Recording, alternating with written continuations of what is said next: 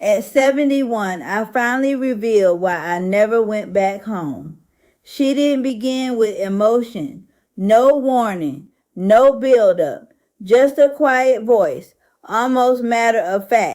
I was 71 when I finally said it out loud. I never went back home, not once, not in 49 years. And what followed wasn't a confession shaped by drama. It was something more unsettling, a life defined by absence that slowly learned how to feel normal. Today's story comes from a viewer who sent us a voice message late at night, a woman speaking carefully, as if even after all these years, the past still had the ability to interrupt her present. Because sometimes the places we leave behind don't leave us. They simply learn how to live inside us without being noticed.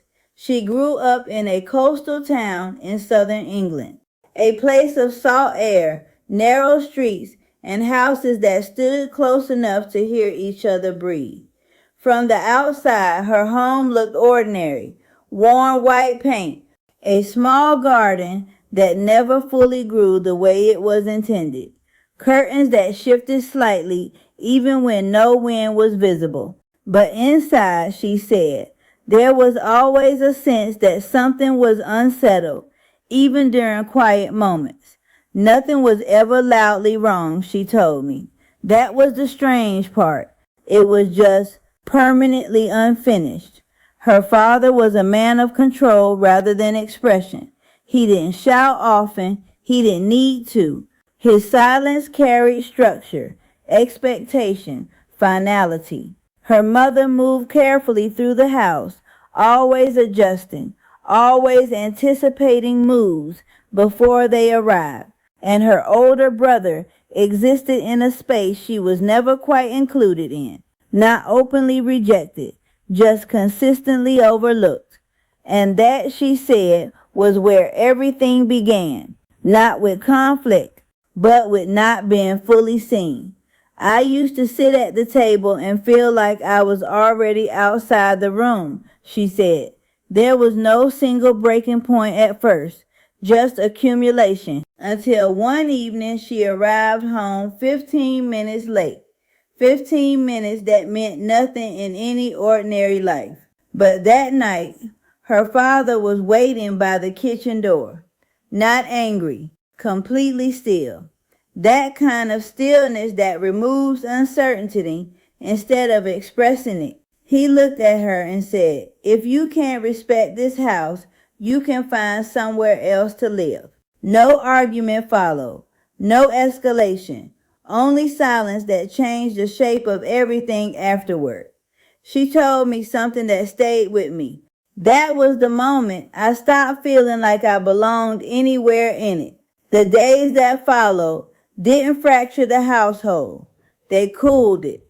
Conversations became shorter. Her name was spoken less. Even shared spaces felt redistributed, as if she had already begun leaving before she physically did. Silence, she realized, doesn't always end things.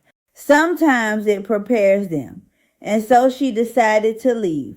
Not in anger, not in rebellion, but in certainty that there was no version of staying that would ever feel like staying.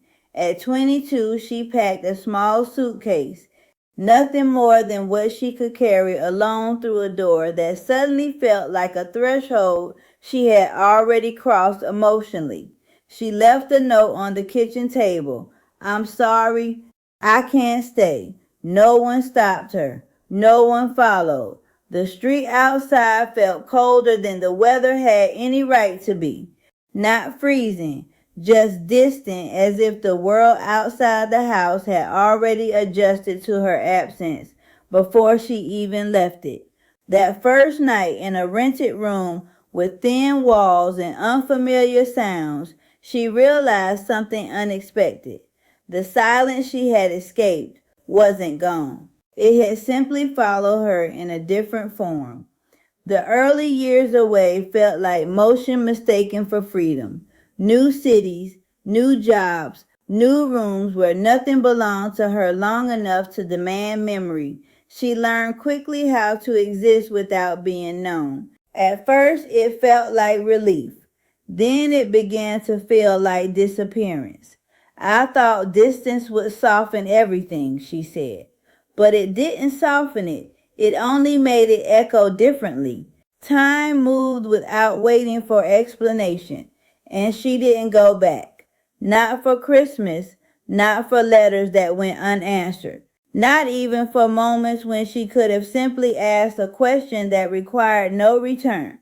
At first it was choice, then habit, then something harder to name, a quiet fear of what returning would demand from her.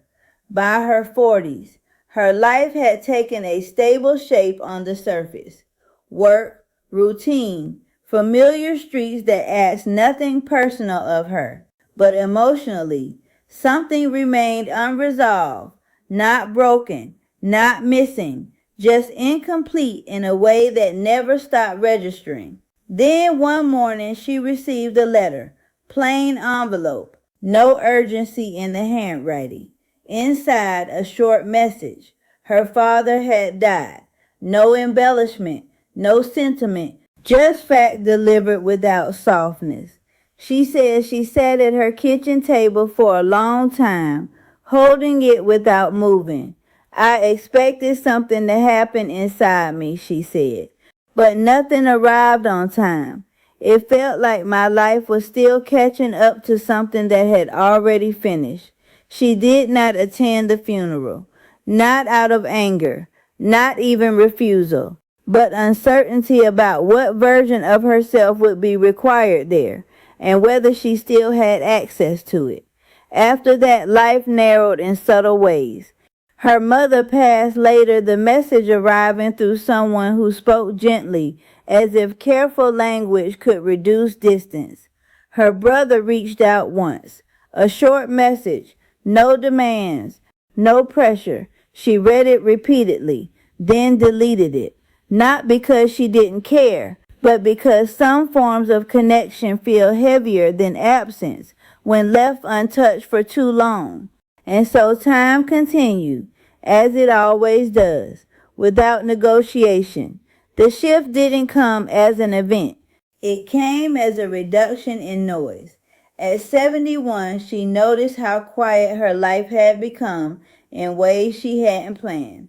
Fewer interruptions, fewer names being spoken, fewer reasons to explain herself to anyone. One morning she woke with a clear realization she couldn't dismiss. There was no one left who could confirm her version of where she came from. No shared witness to correct memory, only her account of it. Alone in time. That realization didn't feel dramatic. It felt final in a quieter sense. And for the first time in decades, she began thinking about going back, not to repair, not to reclaim, but to understand what still existed without her in it. The journey south was slow. Gray light stretched across the countryside like something unfinished. Fields divided into shapes that felt older than memory itself. She watched towns pass through the train window. Brick, stone, repetition, distance. And with every mile something subtle shifted. Not regret, not anticipation, something closer to recognition, as if the body remembers before the mind admits it is remembering.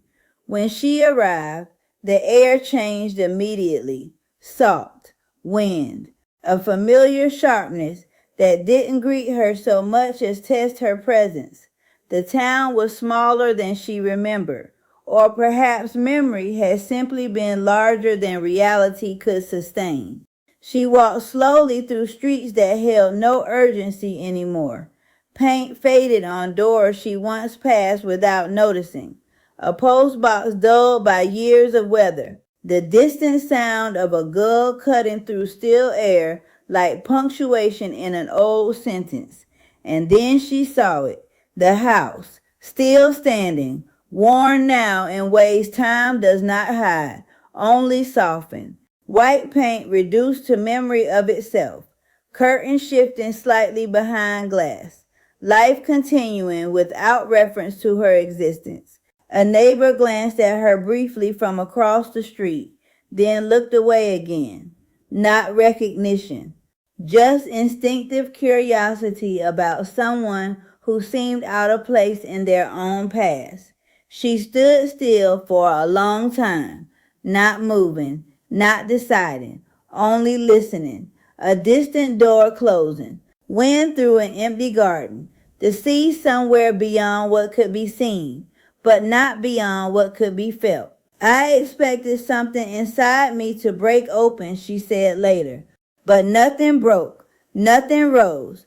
It was simpler than that. What she felt was not absence in the emotional sense. It was absence of expectation, as if a version of her life she had carried for decades had finally stopped asking to be resolved.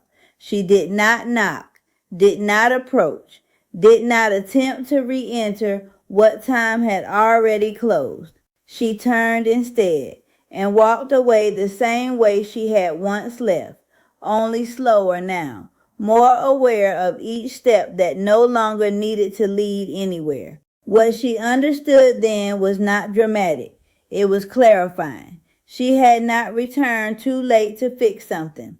She had returned to realize there was nothing left that required fixing in the way she once imagined. Only time, fully past, completely uninterested in being reversed. I used to think going back would complete something, she said. But some things don't complete. They settle, and they stay settled. What cannot be repaired is not only what was broken, it is what never formed at all. The conversations that never found timing, the versions of people that now exist only in memory, unchanged and unreachable, the life that split once and never rejoined itself. That is what she carried, not regret in the simple sense, but something more enduring, unfinished grief. And it does not demand attention, it simply remains. When she left the town again, the station felt unchanged, but she did not healed, not transformed, only more aware of how quietly life can separate from itself without ever announcing the moment it happened. Before ending her message, she paused for a long time, then said, I don't regret leaving, but I regret believing there will always be time to understand what leaving would mean. Now she lives alone, not in isolation, but in awareness. She keeps one object from that past life, a small key, old, useless now, no longer belonging to any door. She has never explained why she kept it. Perhaps because some objects are not about access, they are about evidence that a door once existed and that she once stood in front of it, believing she could always return when she was ready. If there is anything her story leaves behind, it is not instruction, it is recognition that life rarely breaks in loud, dramatic moments. It breaks slowly, in silence that becomes normal, in distance that becomes permanent, in the belief that there will always be time to go back. But sometimes there isn't. And what remains then is not the past itself, but the quiet understanding that some parts of it will never ask to be resolved again itself, but the quiet understanding that some parts of it will never ask to be resolved again.